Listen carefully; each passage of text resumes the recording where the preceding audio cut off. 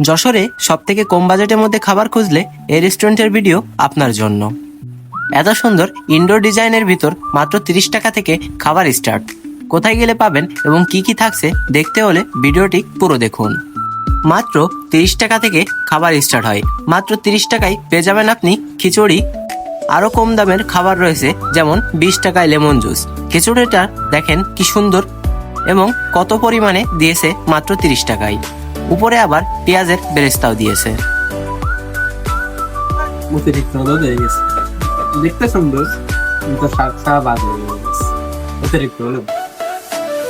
খিচুড়িতে হালকা হলুদ হয়ে যায়, তবে আমি বলে আসছি ওটা ঠিক করে দেবে।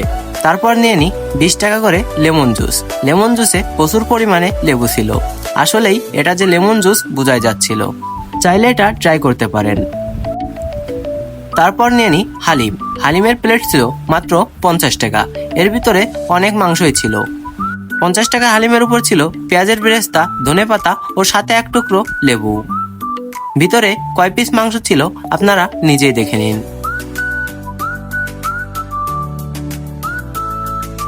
আরো বিভিন্ন ধরনের খাবার একদম কম প্রাইজে পেয়ে যাবেন ওখানে। 70 টাকায় চিকেন বিরিয়ানি সহ আরো বিভিন্ন ধরনের খাবার রয়েছে ওখানে।